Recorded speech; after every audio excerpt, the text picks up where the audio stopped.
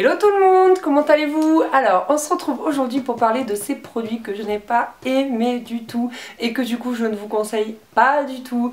C'est une vidéo qui m'a été pas mal demandée déjà par vous, mais aussi par mes copines qui regardent mes vidéos et qui me disaient mais en fait, on a l'impression que tu aimes tous les produits et tu nous parles jamais de ce que tu n'aimes pas et pourtant ça nous aiguille autant que tes vidéos où tu nous dis aimer des produits. Donc voilà, pourquoi ne pas faire ce genre de vidéo? Le problème c'est que quand j'aime pas un produit, soit je le donne à ma mère, soit je le jette et du coup il me reste pas grand chose, mais j'ai néanmoins des petits produits à vous parler. Le premier, vous le connaissez, c'est le déodorant de chez Mon Savon au lait, à la pierre d'Alain, au lait et à la fleur de lotus. Clairement ce déo ne marche pas, pourtant il a pas d'alcool, pas de parabènes, pas d'antitranspirant synthétique, enfin pourtant c'est peut-être justement pour ça. Je me posais une question, je me disais peut-être qu'en fait ça n'existe pas un déo et clean et efficace. On peut pas être clean et efficace je crois. Je crois que pour qu'un déodorant soit efficace, il doit forcément y avoir des trucs chimiques voilà, qui vont pouvoir avoir vraiment une action sur les odeurs, sur la transpiration, etc. Celui-là c'est une horreur, non seulement il sent fort mais en plus, j'ai l'impression que je transpire 2 fois plus, c'est bizarre, ça me fait vraiment une sensation très humide sous les aisselles et vraiment pas cool. Je ne vous le conseille pas du tout, Autre produit que je vous déconseille, c'est ce gommage de chez Etam. C'est le gommage bulleuse paresseuse, gommage doux visage et corps. Donc déjà, j'ai pas réussi à savoir si les grains étaient naturels ou pas, et moi clairement je préfère un gommage au sucre.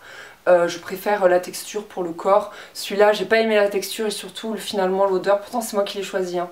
Mais l'odeur, je sais pas, elle a fini par me taper sur le système. Et d'ailleurs, vous voyez, il est plein de calcaire, c'est-à-dire que je l'ai laissé au bord de ma baignoire et je ne l'utilise pas. Et je pense que franchement, Etam Beauty propose vraiment de meilleurs produits que le gommage. Si vous voulez tester un produit Etam Beauty, ne vous jetez pas sur les gommages. C'est vraiment pas ça qui vaut le coup chez cette marque. Ça va être plus, déjà les pinceaux, c'est mes chouchous, les rouges à lèvres, les lacs à lèvres qui sont vraiment bien, les vernis, etc. Mais surtout pas les gommages. Je pense que c'est vraiment pas le truc à tester chez Etam Beauty. C'est pas leur point fort, quoi. Je n'aime pas ce produit et du coup je sais pas quand est-ce que je vais le finir. Autre produit que je n'aime vraiment pas, je vous en ai déjà parlé, c'est le Respectissime Mascara Extension de chez La Roche-Posay. Donc La Roche-Posay c'est une marque que j'adore, enfin c'est ma marque préférée en fait pour les produits pour le visage, je pense avec Bioderma. Mais côté make-up, je trouve qu'ils ont des progrès à faire notamment, donc du coup ce mascara qui est microscopique. Pourquoi avez-vous fait un goupillon si petit? Pourquoi? Je ne sais pas m'en servir, c'est-à-dire que automatiquement ça fait des paquets, ça n'étend pas mes cils. Il a une odeur pas cool, quoi. Il a une odeur en fait de mascara de parapharmacie. Enfin je trouve, c'est mon avis hein. Et je l'aime pas, franchement j'arrive pas à l'appliquer, je l'ai laissé de côté pendant un temps. Quand je vous l'ai présenté dans une vidéo là, après je l'ai laissé de côté et j'ai essayé de le réappliquer. Je dis bon allez franchement c'est juste que tu dois mal l'appliquer et tout. J'avais même eu une bonne critique sur un blog, je me suis dit non mais c'est pas possible qu'une fille l'aime autant et que moi je le déteste autant. Je l'ai réessayé, il n'y a rien à faire, j'aime pas, j'arrive pas à appliquer, ça va pas sur mes cils, je vous le conseille pas. Ensuite, 2 palettes pour yeux. La première, elle vient de chez Kiko, c'est la 01 Sumptuous Mocha. Alors je sais pas si elle existe toujours, mais moi je l'ai depuis longtemps. En fait, je trouve que les couleurs, elles sont même sublimes. Il y a un marron très foncé, un bronze, un plus clair et un autre moyen. Enfin, je la trouve vraiment sublime, c'est d'ailleurs pour ça que je l'ai achetée. Et en fait, il s'avère que, bon, niveau pigmentation, elle est correcte. Franchement les couleurs sont belles quoi, mais ils me donnent des maux de tête. Vous savez mes maux de tête que j'ai par rapport au fard à paupières, là c'est clairement ça, c'est une palette qui me donne des maux de tête et je suis dégoûtée. Et encore une fois je ne saurais identifier en fait l'ingrédient qui me donne des maux de tête dans les fards à paupières, puisque encore une fois Urban Decay ne me donne pas de maux de tête, Avril ne me donne pas de maux de tête, j'ai testé leur fard à paupières récemment.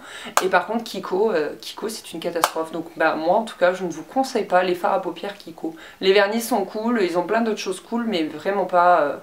Moi j'aime beaucoup leur rouge à lèvres, mais je vous conseille vraiment pas leur fard à paupières. Voilà, chez moi ça ne va pas. Et toujours dans le même thème, du coup j'ai cette palette que j'avais achetée de chez Benefit, que pareil, que j'adore, hein, toujours des teintes un peu sympas. En plus, il y a ce rosé vraiment joli que j'ai pas dans d'autres palettes. Après il y a 2 petits pots Bon, deux petits pots qui, je trouve, ont des couleurs vraiment similaires, mais bon, je m'en sers de base, ils sont sympas.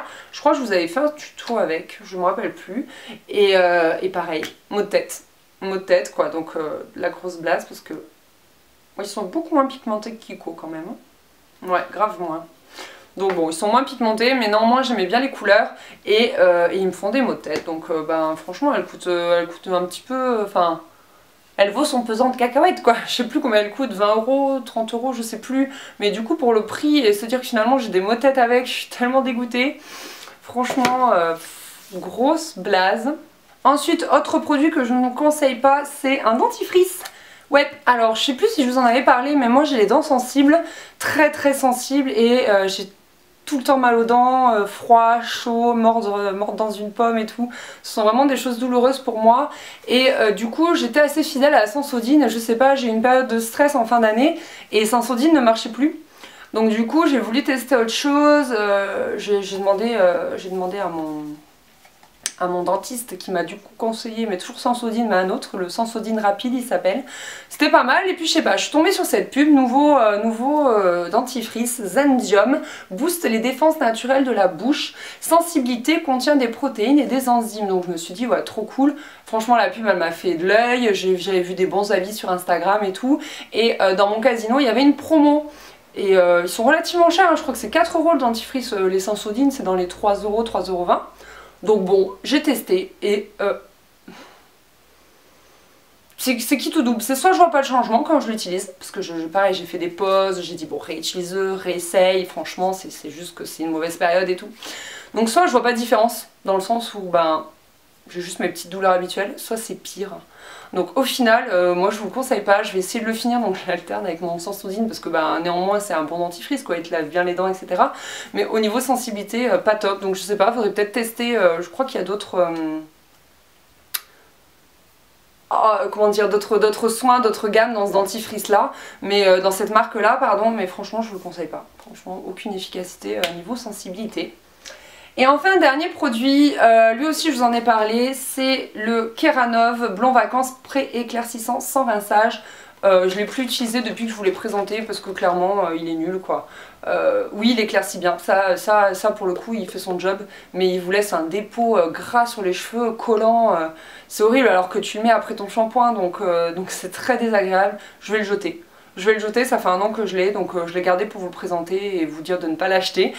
Clairement, si vous voulez vous éclaircir les cheveux, je vous remettrai ma vidéo en barre d'infos parce que je lui donnais pas mal de détails.